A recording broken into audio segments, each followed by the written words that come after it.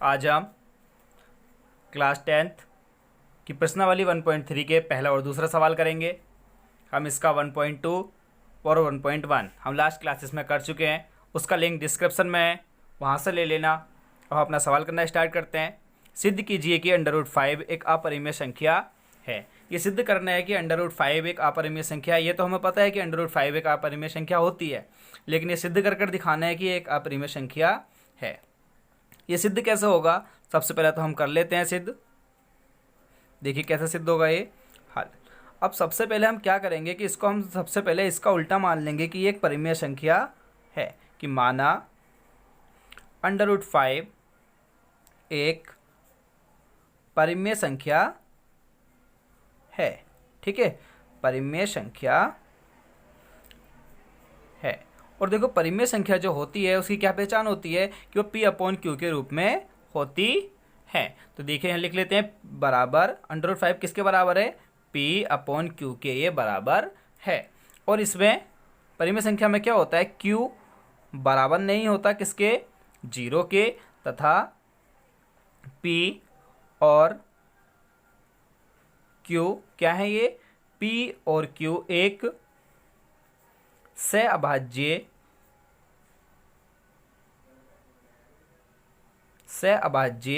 संख्या है। सहअभाज्य संख्या क्या होती हैं? सहअभाज्य संख्या वह होती हैं जो या तो सिर्फ खुद से कटती हैं या वो 1 से डिवाइड होती हैं। 1 के और खुद के अलावा उनका कोई भी डिवाइडेशन नहीं होता। ठीक है, अब आगे करते हैं। देखिए ये क्या होगा कि ये दोनों कायम है भाग में, इधर इसके साथ √ के साथ क्या कर देगा? ये गुणा, इस साइड जाकर क्या करेगा? ये गुणा। ठीक है, Q आ गया बराबर P। अब देखिए हमें इसकी करनी हटानी है, मतलब इसका √ हमें हटाना है। तो दोनों तरफ क्या करेंगे? हम वर्ग कर देंगे। लिख देते हैं यहाँ दोनों तरफ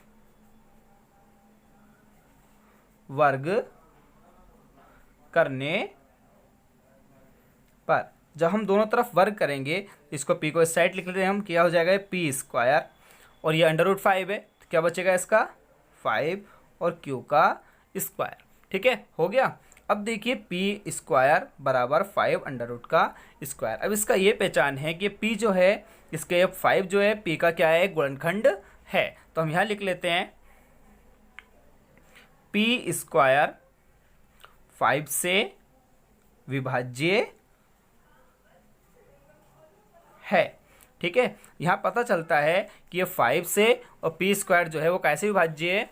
मतलब 5 जो है 5 से विभाज्य है। तब अब देखिए जब P² विभाज्य है तो P भी इससे विभाज्य होगा। तब P भी 5 से क्या है? 5 से विभाज्य है या होगा। ठीक है, हो गया। अब हम, और ये P जो है क्या होगा?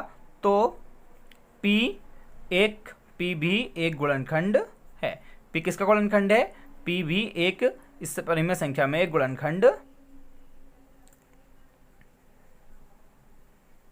है। अब देखिए जब ये गुणनखंड है तो P किसका गुणनखंड है? P भी 5 का एक गुणनखंड है। तो P बराबर काय का गुणनखंड है? 5 का, 5R।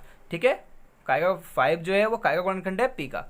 अब देखिए अब P है, P बराबर क्या है? 5R। और हमें काय का मान रखना है? P² का। तो हम क्या करेंगे? इसमें भी दोनों तरफ क्या कर देंगे? वर्ग कर देंगे।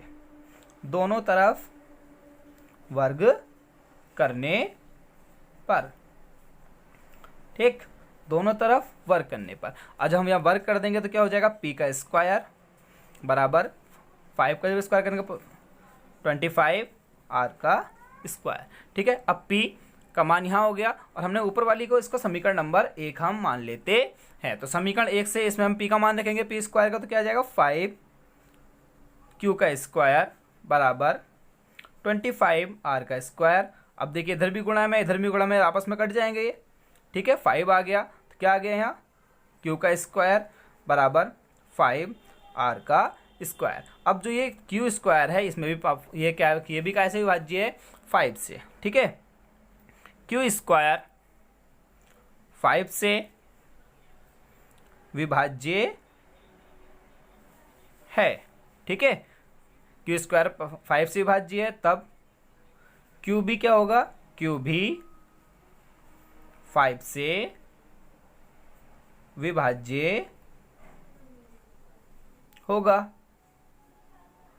अब जब ये क्यू भी 5 से विभाज्य होगा तो देखिए ये समीकरण नंबर कौन सी हो गई, ये दूसरी। देखिए हमने स्टार्टिंग में क्या लिखा था कि P और Q एक सहअभाज्य संख्या है, और P और सहअभाज्य संख्या कौन सी होती है, जो 1 से और खुद से डिवाइड होती हैं ओनली। और देखिए इसमें क्या निकल कर आ रहा है कि ये कैसे विभाज्य है, ये 5 से विभाज्य है, और यहाँ पे ये कैसे निकल कर है, 5 से विभाज्य है। तो मतलब ये 1 से और खुद से नहीं होकर ये ऑलरेडी एक 5 से विभाज्य है। तो इससे क्या सिद्ध होता है, अतः स्थिति 1 में 2 से, स्थिति 1 व 2 से सिद्ध होता है कि, सिद्ध होता है कि √5 क्या है, ये √5 एक अपरिमेय संख्या है, अपरिमेय संख्या है। देखिए इसका प्रूफ हो गया, और यही हमें प्रूफ करना था। देखिए पहला सवाल हमने कर चुके हैं, अब इसका हम दूसरा सवाल कर लेंगे। दूसरा सवाल क्या है, दूसरा सवाल है सिद्ध कीजिए कि 3 + 2√5 एक परिमेय संख्या, अपरिमेय संख्या है। तो देखिए 3 + 2√5 एक अपरिमेय संख्या है। देखिए जैसे हमने लास्ट क्लास में किया था, सबसे पहले हम मान लेंगे कि ये एक परिमेय संख्या है। देखिए हल करते हैं हम इसका। 3 + 2√5 क्या करेंगे, इसे मानेंगे। माना 3 + 2√5 एक क्या है, परिमेय संख्या है,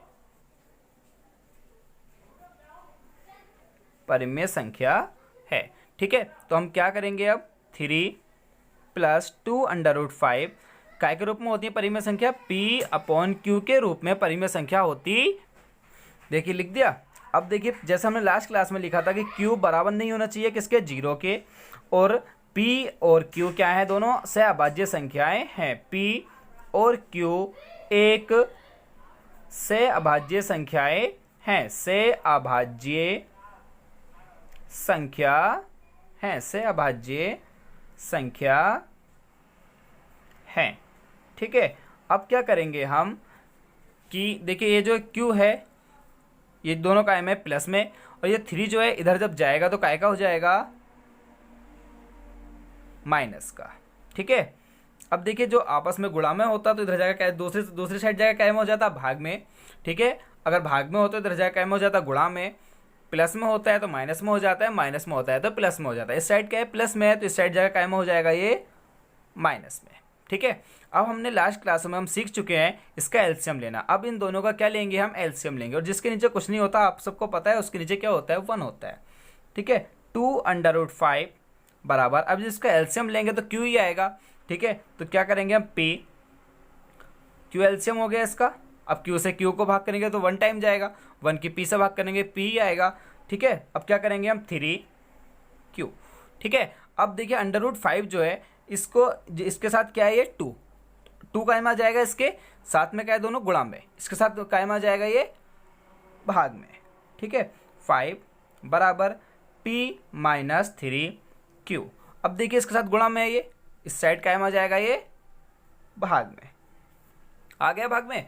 अब देखिए जब भाग में आ जाएगा तो हम देखिए √5 क्या होता है, ये एक अपरिमेय संख्या होती है। और हम इसके लास्ट सवाल में सीख भी चुके हैं कि √5 एक क्या है, एक अपरिमेय संख्या है, और एक अपरिमेय संख्या होती भी है। तो हम देख क्या लिख देंगे कि हम जानते हैं। ठीक है, इसके लास्ट में लिख देंगे, हम